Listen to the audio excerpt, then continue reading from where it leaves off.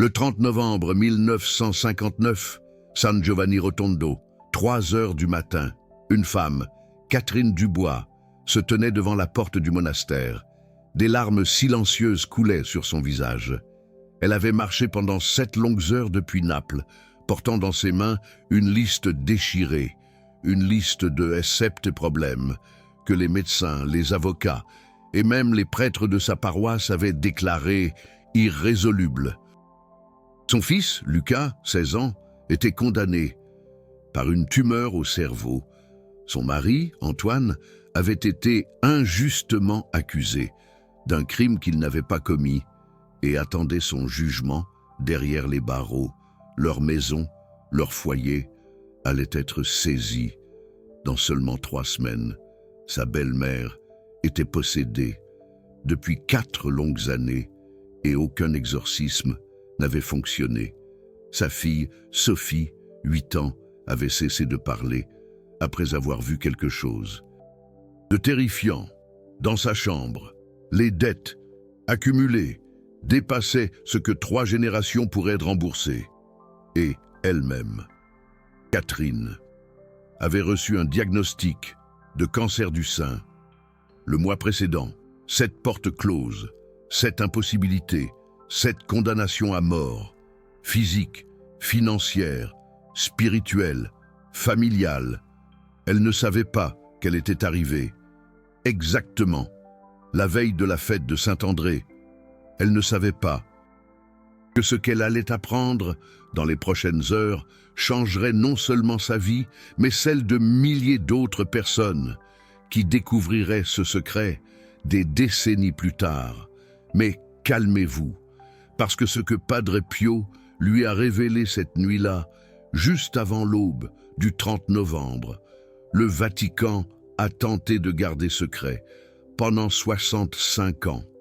Et ce que vous allez découvrir dans les prochaines minutes va vous montrer exactement comment ouvrir vos propres portes. Impossible, aujourd'hui même. Mais d'abord, vous devez comprendre pourquoi le 30 novembre n'est pas un jour comme les autres et pourquoi Padre Pio considérait cette date comme l'une des plus puissantes de toute l'année liturgique. Saint-André était le frère de Pierre, le premier à suivre Jésus, celui qui a trouvé, le garçon avec les 5 pains et les 2 poissons, qui ont nourri 5000 personnes. L'apôtre qui a convaincu les Grecs de rencontrer le Christ, le martyr qui est mort sur une croix en forme de X, parce qu'il ne se sentait pas digne de mourir comme son maître. Mais ce que peu de gens savent, c'est qu'André avait un don particulier, un charisme, que même les autres apôtres ne possédaient pas. André était l'apôtre des portes impossibles. Dans les archives secrètes du Vatican, il existe un document du IVe siècle qui raconte comment André, après la Pentecôte, a voyagé dans des régions où aucun autre apôtre n'osait aller, des terres considérées comme fermées au christianisme, des peuples réputés inconvertibles, des situations jugées désespérées, et partout où il allait, les portes s'ouvraient, pas de manière naturelle, pas par la force, mais par quelque chose que les témoins de l'époque décrivaient comme une lumière qui précédait son arrivée et qui dissolvait les obstacles, comme le soleil dissout la brume du matin. Padre Pio connaissait ce don d'André, et plus encore, il savait comment le réactiver chaque année à une date précise, le 30 novembre, la fête de Saint-André, le jour où les portes impossibles peuvent s'ouvrir. Revenons à Catherine Dubois, cette nuit de 1959, quand les moines ont ouvert la porte du monastère à 5 heures du matin. Ils ont trouvé cette femme, épuisée mais éveillée, refusant de partir. Ils lui ont dit que Padre Pio ne recevait pas de visiteurs à 7 heures, qu'elle devait attendre la messe de 5h30, qu'elle ne pourrait peut-être même pas lui parler, mais quelque chose d'étrange s'est produit. Un des frères qui passait s'est arrêté net en la voyant. Il s'appelait Frère Martin et il était connu pour être proche de Padre Pio. Il a regardé Catherine pendant un long moment, puis il a dit ces mots: « Padre Pio vous attend. Il a dit que vous viendriez cette nuit avec 7 problèmes. » Catherine n'avait parlé à personne de ces 7 problèmes. Elle n'avait pas écrit à Padre Pio.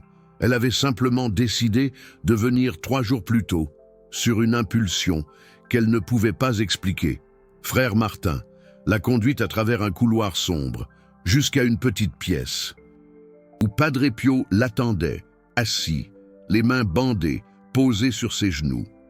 Ce qui s'est passé ensuite a été consigné dans le journal personnel de Frère Martin, un document qui n'a été rendu public qu'en 2018, 50 ans après la mort de Padre Pio. Le saint a regardé Catherine et a dit: « Tu viens avec 7 portes fermées et tu arrives exactement à temps. Demain, c'est la fête d'André. » Le jour où les portes impossibles s'ouvrent, Catherine a voulu expliquer ses problèmes, mais Padre Pio l'a arrêté d'un geste: « Je sais tout. » Le garçon avec la tumeur, l'homme innocent en prison, la maison menacée, la vieille femme tourmentée, la petite qui ne parle plus, les dettes de 3 vies, et toi, avec cette chose qui grandit dans ton sein. Catherine a éclaté en sanglots. Personne ne pouvait savoir tout cela. Personne. Padre Pio a continué. Saint-André est le patron des portes impossibles, pas parce qu'il les force, mais parce qu'il connaît le secret de la lumière qui passe avant. Écoute bien ce que je vais te dire, parce que tu dois le faire, demain, à l'aube, et pas un jour de plus. Ce qui a suivi était un protocole précis, 7 étapes, 7 bougies, 7 prières, et une promesse que Padre Pio lui a faite, les yeux dans les yeux. Si tu fais exactement ce que je te dis, les 7 portes s'ouvriront, pas toutes en même temps, mais toutes, avant que 7 semaines ne passent. Mais attendez, parce que je ne peux pas vous révéler ce protocole. Maintenant, vous devez d'abord comprendre ce qui s'est passé avec Catherine et pourquoi cette histoire est différente de toutes les autres que vous avez pu entendre. Sur Padre Pio, le lendemain matin, 30 novembre 1959, à l'aube. Catherine a suivi les instructions de Padre Pio à la lettre. Elle s'est levée à 5 heures du matin, 1 heure avant le lever du soleil, dans la petite chambre que les sœurs lui avaient prêtée près du monastère. Elle a placé 7 bougies blanches en forme de croix sur une table couverte d'un linge blanc. Une au centre, une au nord, une au sud, une à l'est, une à l'ouest, et 2 autres de chaque côté de la centrale, et formant ce que Padre Pio appelait le sceau d'André. Elle a allumé la bougie centrale en premier, en disant les paroles que Padre Pio lui avait enseignées, puis les 4 bougies cardinales, dans l'ordre précis, et enfin les 2 bougies de soutien, 7 flammes, 7 lumières, 7 ouvertures, vers l'impossible. Ensuite, elle a pris sa liste de 7 problèmes et l'a placée au pied de la bougie centrale. Elle a récité le chapelet complet, en invoquant Saint-André à chaque dizaine, et à la fin du rosaire, elle a murmuré la prière spéciale, celle que Padre Pio lui avait dictée, mot pour mot, une prière que je vais vous révéler, mais pas tout de suite. D'abord, vous devez connaître la suite de l'histoire, ce qui s'est passé après. Catherine est restée en prière, absorbée, jusqu'aux premières lueurs de l'aube.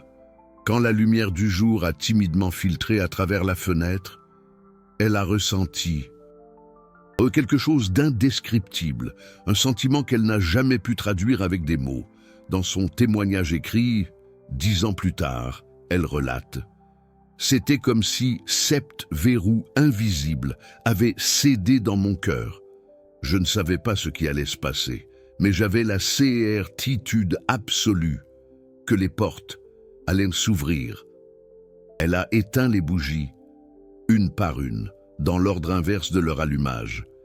Elle a plié soigneusement sa liste et l'a enterrée dans le jardin du monastère, exactement comme Padre Pio le lui avait indiqué.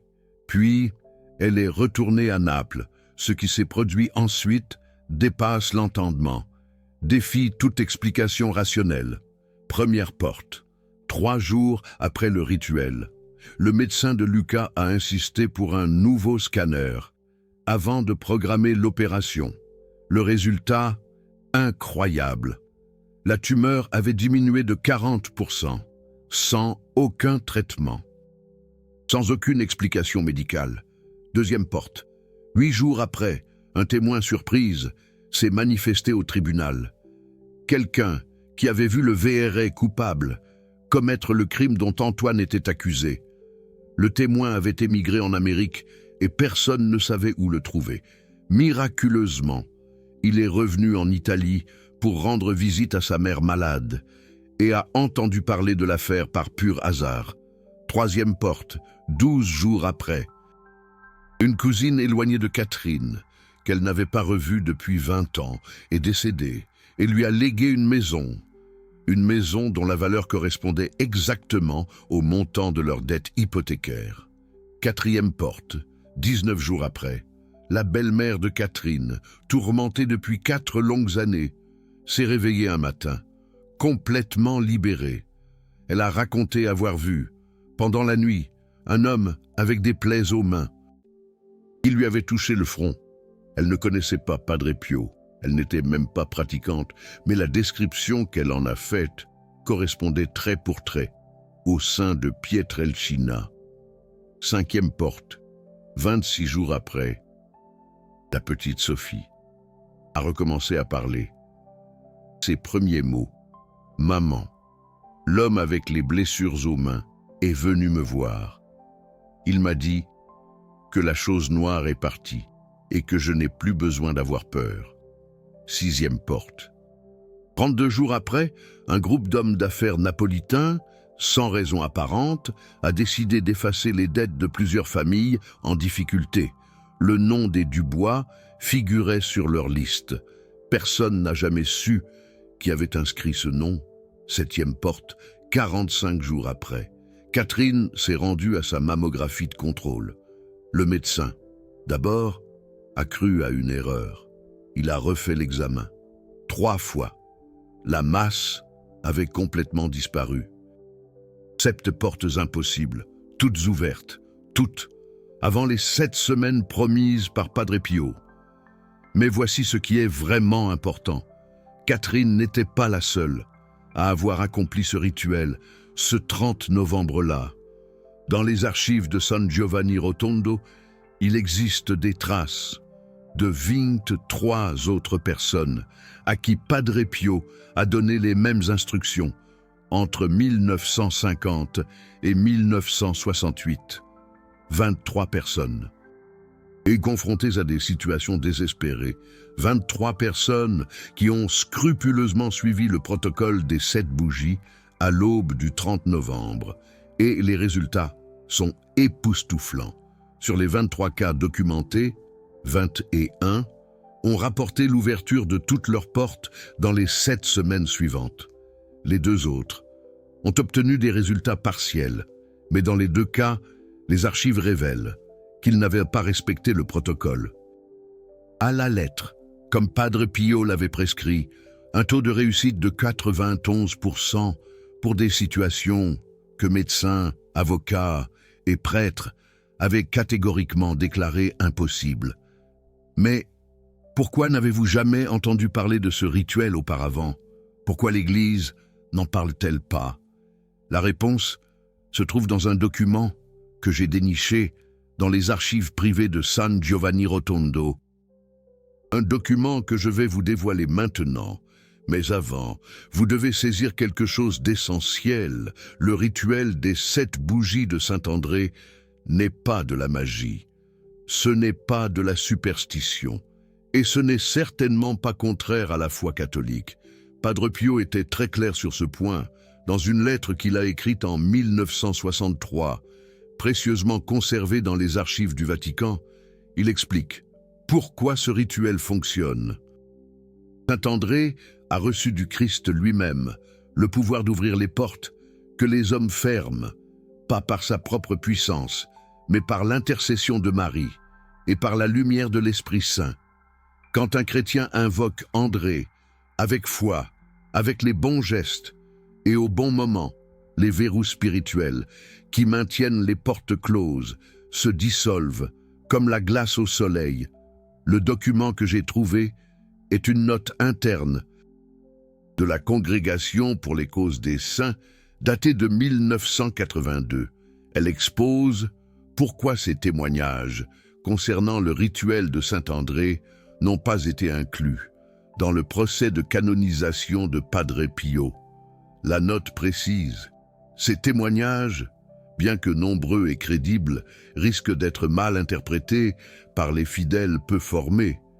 Ils pourraient conduire à des pratiques superstitieuses si le contexte théologique n'est pas correctement expliqué. En d'autres termes, l'Église a craint que les gens utilisent ce rituel sans comprendre qu'il ne fonctionne que par la foi, l'intercession des saints et la grâce de Dieu, pas par les bougies elles-mêmes, pas par les gestes, mais parce que les bougies et les gestes représentent et invoquent maintenant. Vous comprenez? Et maintenant, vous êtes prêts à recevoir le protocole complet.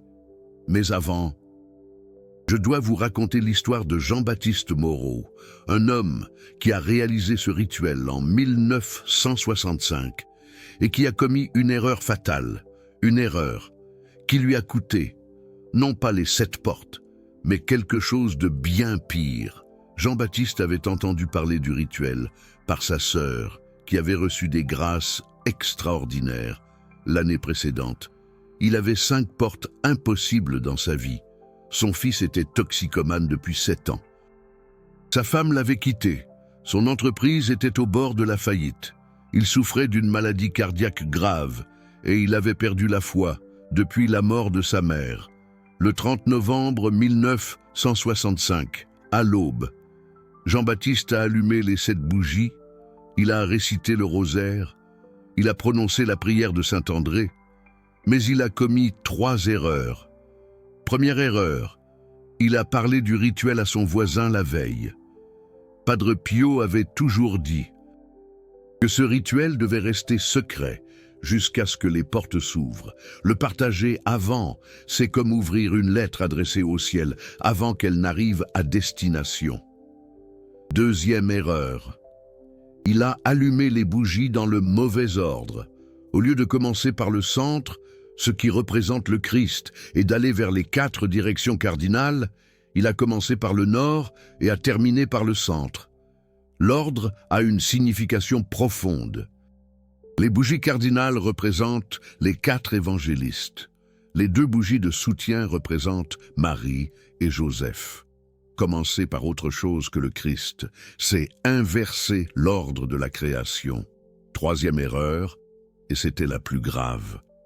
Antoine n'a pas enterré sa liste après le rituel. Il l'a gardée, pensant qu'il pourrait la relire si les choses n'avançaient pas assez vite.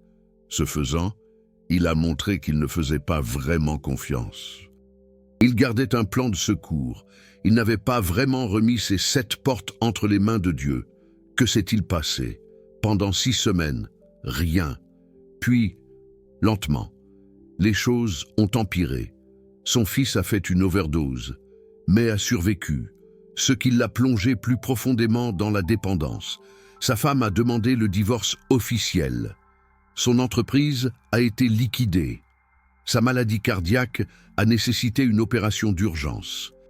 Antoine est allé voir Padre Pio en février 1966. Désespéré, le saint l'a regardé avec une tristesse infinie et lui a dit « Tu as ouvert les portes, mais tu les as refermées toi-même. 3 clés tournées à l'envers ferment 3 fois plus fort que le premier verrouillage. Antoine a pleuré. Il a demandé s'il y avait un espoir. Padre Pio a répondu « André intercède encore pour toi, mais tu dois attendre 1 an, le prochain 30 novembre.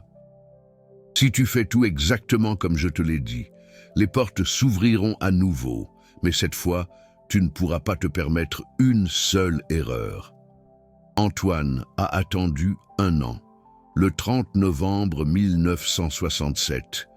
Il a refait le rituel, cette fois parfaitement, sans en parler à personne, dans le bon ordre, en enterrant sa liste immédiatement après. En 7 semaines, ces 5 portes se sont ouvertes. Son fils a rejoint une communauté de désintoxication dirigée par un prêtre et s'est complètement libéré de sa dépendance en 3 ans. Sa femme a annulé la procédure de divorce et est revenue. Un investisseur inconnu a racheté son entreprise et l'a gardé comme directeur. Sa maladie cardiaque s'est stabilisée miraculeusement. Et sa foi est revenue, plus forte qu'avant. Cette histoire d'Antoine nous enseigne quelque chose de crucial. Le rituel des 7 bougies de Saint-André est puissant, mais il exige une obéissance parfaite, une confiance totale et un secret absolu jusqu'à ce que les résultats arrivent. Maintenant, tu te demandes peut-être, mais pourquoi 7 bougies? Pourquoi cette porte? Pourquoi ce nombre apparaît-il partout? La réponse est dans la théologie biblique des nombres, et Padre Pio la connaissait parfaitement. 7 est le nombre de la perfection divine. Dieu a créé le monde en 6 jours et s'est reposé le 7e. Il y a 7 sacrements, 7 dons de l'Esprit Saint, 7 paroles de Jésus sur la croix, 7 sceaux dans l'Apocalypse, 7 trompettes, 7 coupes. Mais il y a aussi 7 portes spirituelles que chaque être humain doit traverser pour atteindre la plénitude de la grâce. Padre Pio en parlait souvent avec ses fils spirituels. La première porte est celle de la conversion. Reconnaître son péché et se tourner vers Dieu.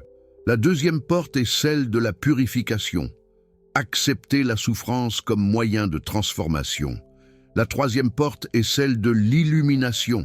Recevoir la lumière de la vérité divine. La quatrième porte est celle de la consolation.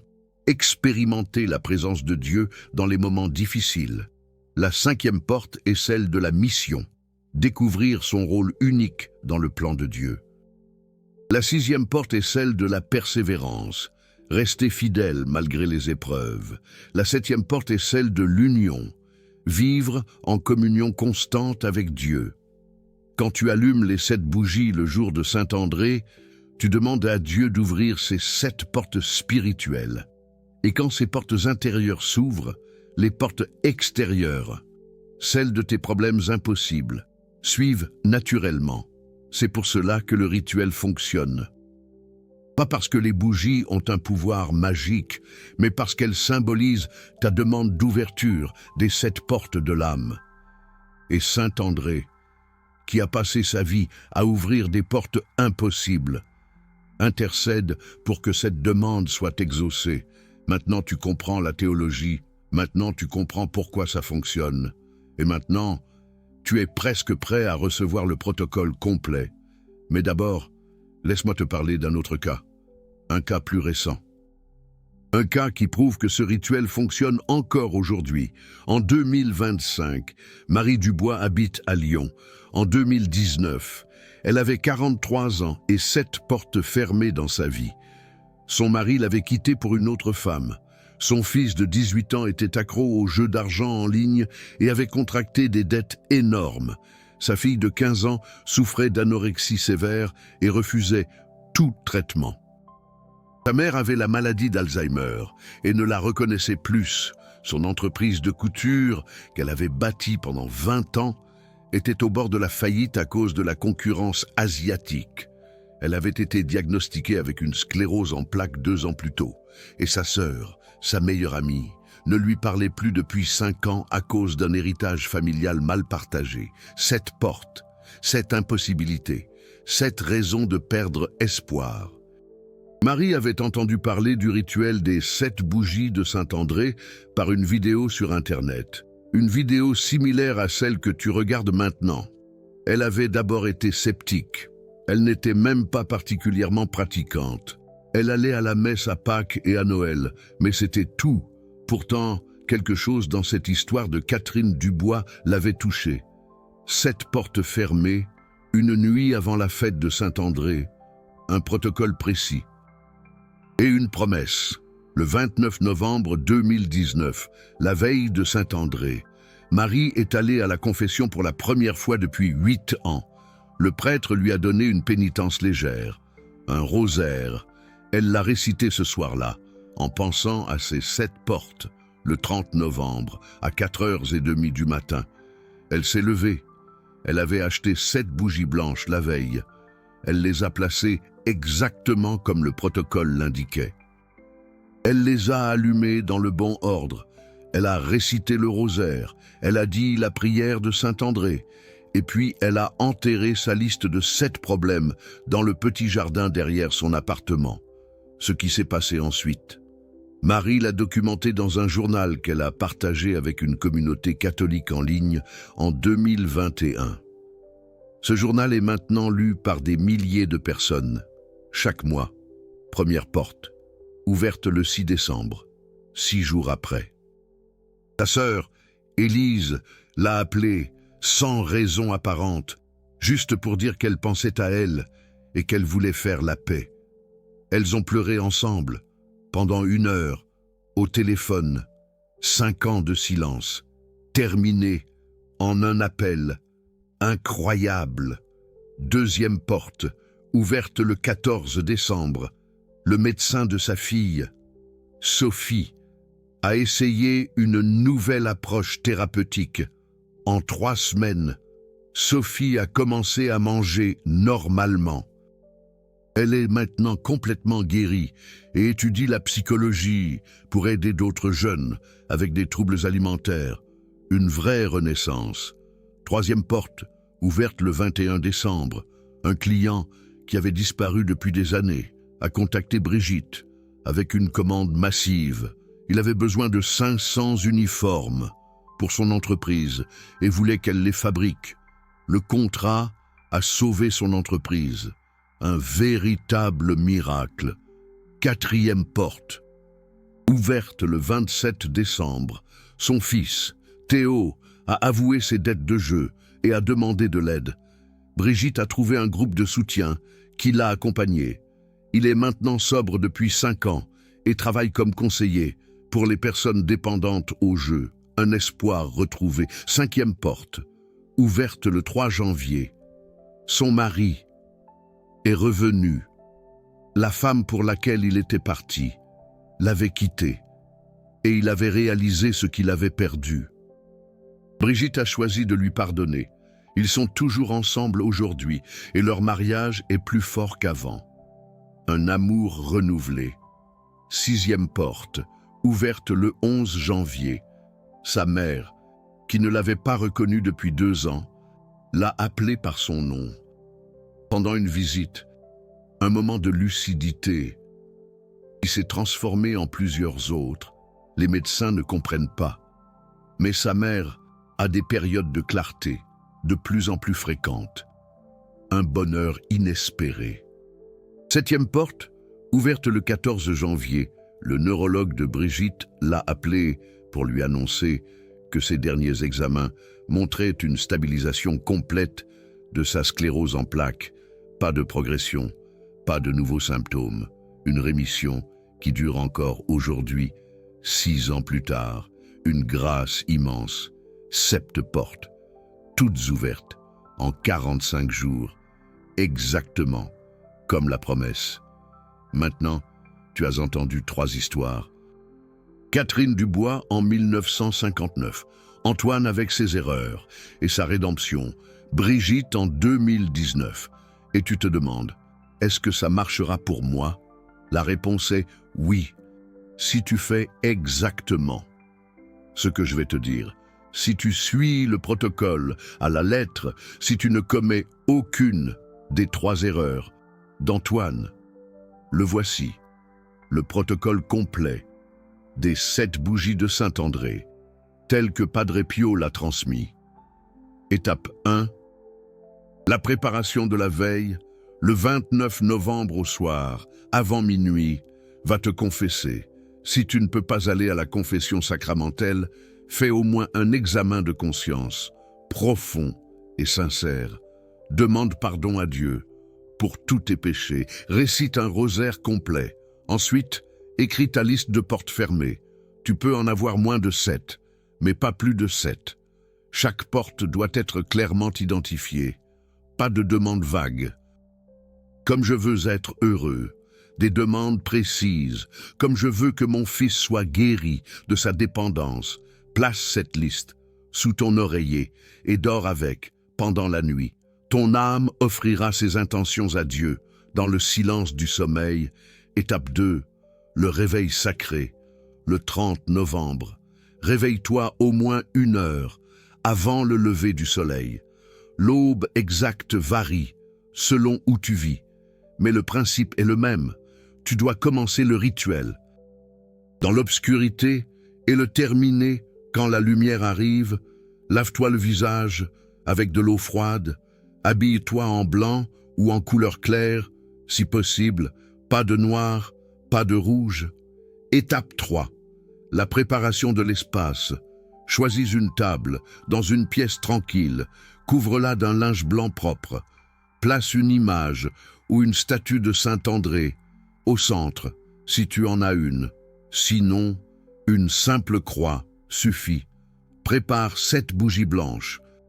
Si tu ne trouves pas de blanches, des bougies de couleur naturelle, comme la cire d'abeille, sont acceptables. Jamais de noir, de rouge ou de violet. Place la bougie centrale d'abord, puis une bougie au nord, au sud, à l'est et à l'ouest. Enfin, place les 2 dernières bougies de chaque côté de la centrale, légèrement en retrait. Étape 4, l'allumage sacré. Prends une allumette ou un briquet. Avant d'allumer, dis cette prière. Saint-André, un premier appelé t'ouvre pour moi les portes que les hommes ont fermées. Allume la bougie centrale, en disant « Au nom du Christ, lumière du monde ». Allume la bougie du nord, en disant « Que le Père ouvre la première porte ». Allume la bougie du sud, en disant « Que le Fils ouvre la deuxième porte ». Allume la bougie de l'est, en disant « Que l'Esprit Saint ouvre la troisième porte ». Allume la bougie de l'ouest, en disant « Que Marie intercède pour la 4e porte ». Allume la 5e bougie à gauche du centre, en disant que Joseph protège la 5e porte. Allume la 6e bougie à droite du centre, en disant que les anges gardent la 6e porte. Termine en levant les mains vers les 7 flammes et en disant « Saint-André, par ta croix en kyx, par ton sang versé, par ta fidélité jusqu'à la mort, ouvre pour moi la 7e porte, celle qui contient toutes les autres. » Étape 5, le rosaire de Saint-André. Récite un rosaire complet. À chaque dizaine, avant de commencer les Ave Maria, ajoute cette invocation. Saint-André, patron des portes impossibles, intercède pour moi auprès du Christ, que tu as suivi le premier. Pendant le rosaire, garde ta liste de portes fermées dans tes mains.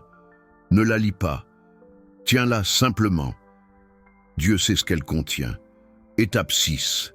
La prière finale.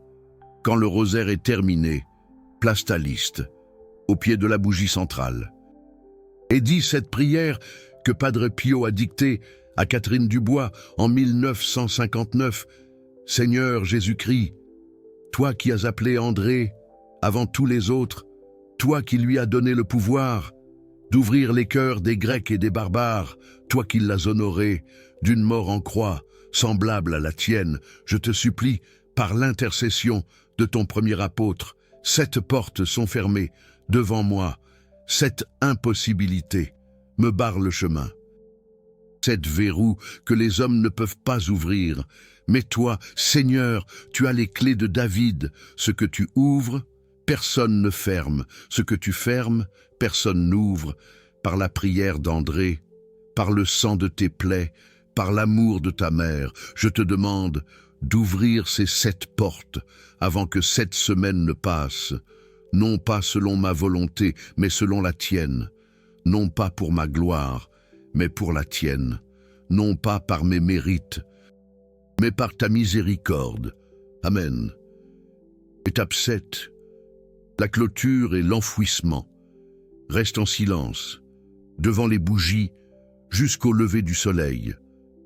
Quand la première lumière du jour touche les flammes, éteins les bougies, dans l'ordre inverse de leur allumage. D'abord la 6e, puis la 5e, l'ouest, l'est, le sud, le nord, et enfin la centrale. Prends ta liste, ne la relis pas, plie-la en 4, trouve un endroit où tu peux l'enterrer. Un jardin, un parc, un pot de terre si tu vis en appartement. Creuse un petit trou, place la liste, recouvre-la de terre. En la recouvrant, dis, je remets ces 7 portes entre tes mains. Seigneur, je n'y penserai plus, je ne m'inquiéterai plus, je ferai confiance. Et c'est fait, maintenant. Écoute-moi bien. Ce protocole fonctionne. Catherine Dubois l'a prouvé. Les 23 cas documentés à San Giovanni Rotondo l'ont prouvé. Marie Dubois l'a prouvé en 2019. Mais il y a 3 règles absolues que tu ne dois jamais enfreindre. Première règle, ne parle du rituel à personne avant que tes portes ne s'ouvrent. Pas à ta famille, pas à tes amis, pas à ton prêtre. Personne. Le secret est essentiel. Quand tu partages une intention avant sa réalisation, tu disperses l'énergie spirituelle que Dieu y a mise. C'est comme dévoiler un secret avant qu'il ne se réalise. Deuxième règle, fais le protocole exactement comme je l'ai décrit, l'ordre des bougies, les paroles exactes, le rosaire complet, l'enfouissement de la liste. Si tu changes quelque chose, si tu sautes une étape, si tu improvises, tu risques de fermer les portes. Au lieu de les ouvrir, imagine, c'est comme une recette. Si tu rates un ingrédient, le gâteau ne sera pas bon. Troisième règle, n'exhume jamais ta liste. Une fois enterrée, elle appartient à Dieu. Si tu vas la déterrer pour vérifier ou pour la relire, tu montres que tu ne fais pas vraiment confiance. Et sans confiance, les portes restent fermées. C'est comme douter de la parole d'un ami. La confiance est brisée. Maintenant, je sais ce que tu penses peut-être. Tout cela semble trop beau pour être vrai. 7 bougies, une prière, et tous mes problèmes sont résolus. Non, ce n'est pas de la magie. Ce n'est pas une formule automatique. Ce que tu fais quand tu allumes ces 7 bougies, c'est ouvrir ton cœur à l'action de Dieu. Tu lui montres que tu es prêt à recevoir. Tu lui montres que tu as confiance. Tu lui montres que tu crois qu'il peut faire ce que les hommes déclarent impossible. Et c'est cette foi, combinée à l'intercession de Saint André et à la grâce de Dieu, qui ouvre les portes. Padre Pio disait souvent, « La prière ne change pas Dieu, elle nous change, nous. » Et quand nous changeons, les obstacles qui nous semblaient insurmontables se révèlent être des illusions. C'est comme regarder un problème sous un autre angle. Les 7 portes fermées de ta vie ne sont peut-être pas aussi solides que tu le crois. Elles sont peut-être déjà entr'ouvertes, attendant juste que tu les pousses avec la force de la foi. Aujourd'hui, le 30 novembre, est le jour pour pousser. Maintenant, avant de terminer, je dois te dire quelque chose d'important. Tu as peut-être découvert cette vidéo par hasard, ou peut-être que quelqu'un te l'a envoyée, ou peut-être que l'algorithme te l'a suggéré sans raison apparente. Mais il n'y a pas de hasard dans le royaume de Dieu. Si tu regardes cette vidéo le jour de Saint-André, c'est que le ciel te parle. C'est qu'André lui-même intercède déjà pour toi. C'est que Dieu veut ouvrir tes portes. Ne laisse pas passer cette journée sans agir. L'aube arrive une fois par jour. Et la fête de Saint-André arrive une fois par an. C'est une opportunité à saisir. Si tu as trouvé cette révélation utile, Si quelque chose en toi s'est éveillé en écoutant l'histoire de Catherine, de Giovanni, de Marie, alors sache que ce travail de recherche et de transmission demande du temps et des ressources. Chaque vidéo comme celle-ci représente des heures de recherche dans les archives, des traductions de documents en italien et en latin, des vérifications de témoignages. Ce n'est pas un travail que je fais pour l'argent, c'est une mission. Mais si tu veux soutenir cette mission, si tu veux aider à ce que ces révélations sur Padre Pio continuent à atteindre ceux qui en ont besoin, le bouton Super Thanks est là pour ça. Chaque contribution, quelle que soit sa taille, permet de continuer ce travail. Et ce n'est pas juste un don, c'est toi qui rejoins les gardiens de ces secrets. Toi qui deviens un transmetteur de lumière dans un monde qui a tant besoin d'espérance. Maintenant, j'ai une question pour toi. Quelles sont tes 7 portes fermées? Tu n'as pas besoin de me les dire en détail, mais je veux que tu écrives en commentaire le mot André, suivi du nombre de portes que tu veux voir s'ouvrir, André et le chiffre 7, ou André et le chiffre 5, ou quel que soit le nombre de portes qui te bloquent, et si tu le veux, ajoute un MOT. Juste un mot pour décrire ta porte la plus difficile: santé, famille, argent, travail, relations, paix. Ces commentaires ne sont pas juste des statistiques pour moi, ce sont des intentions de prière. Demain matin, je lirai chacun d'entre eux et j'offrirai une prière à Saint-André pour chaque personne qui a eu le courage d'écrire. Le 30 novembre est le jour où les portes impossibles s'ouvrent. Le 30 novembre est le jour où Saint-André intercède avec une puissance particulière. Le 30 novembre est ton jour. Que le Christ qui a appelé André te donne la foi d'allumer les 7 bougies. Que Marie qui a dit oui à l'impossible te donne le courage de faire confiance. Que Padre Pio qui a vu tant de miracles te guide dans ce rituel sacré. Et que tes 7 portes s'ouvrent avant que 7 semaines ne passent. Au nom du Père, du Fils et du Saint-Esprit. Amen.